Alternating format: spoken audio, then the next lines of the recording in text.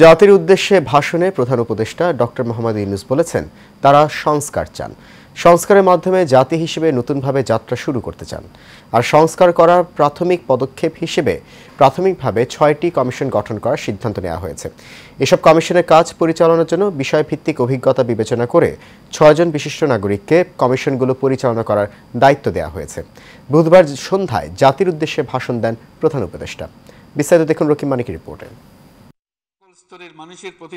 বুধবার সন্ধ্যায় জাতির উদ্দেশ্যে ভাষণ দেন প্রধান উপদেষ্টা ডক্টর মোহাম্মদ ইউনূস। ভাষণে বলেন, অবাধ সুষ্ঠু নির্বাচনের জন্য কিছু সাংবিধানিক সংস্কার প্রয়োজন রয়েছে।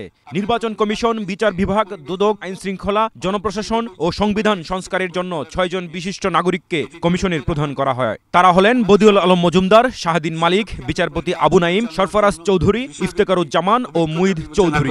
৬ জন বিশিষ্ট নাগরিকের নেতৃত্বে এই কমিশনগুলো পরিচালনা করার দায়িত্ব দিয়েছে। এরপর আরো বিভিন্ন বিষয়ে কমিশন গঠন করার প্রক্রিয়া আমরা অব্যাহত রাখব।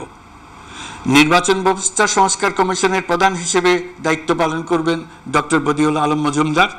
পুলিশ প্রশাসন সংস্কার কমিশনের প্রধান হিসেবে কাজ করবেন জনাব সরফরাজ চৌধুরী।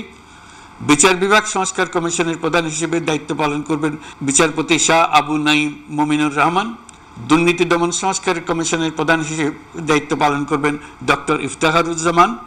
জনপ্রশাসন সংস্কার কমিশনের প্রধান হিসেবে দায়িত্ব পালন করবেন জনাব আব্দুল মুঈদ চৌধুরী। সংবিধান সংস্কার কমিশনের প্রধান হিসেবে দায়িত্ব পালন করবেন ডক্টর শাহদিন মালিক। এছাড়া গণঅভ্যুত্থানে নিহতদের পরিবারকে পুনর্বাসন করা হবে বলেও জানান প্রধান উপদেষ্টা। মেগা প্রকল্পের নামে স্বৈরাচার সরকার যে লুট করেছে তা ফিরিয়ে আনার ব্যবস্থা করা হচ্ছে। প্রাতিষ্ঠানিক কাঠামো প্রায় ধ্বংসপ্রাপ্ত।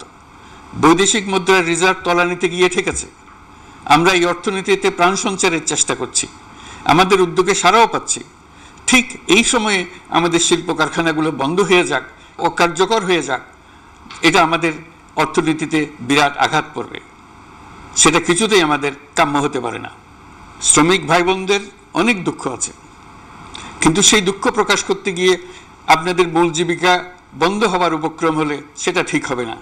বন্যা মোকাবেলায় সেনাবাহিনী সহ দেশের মানুষের সহযোগিতার জন্য প্রশংসা করেন প্রধান উপদেষ্টা। উভয়ের পক্ষে আলোচনা করে বিশিষ্ট নাগরিক রকিব মানিক, এশিয়ান টেলিভিশন, ঢাকা। দায়িত্ব দিয়েছে।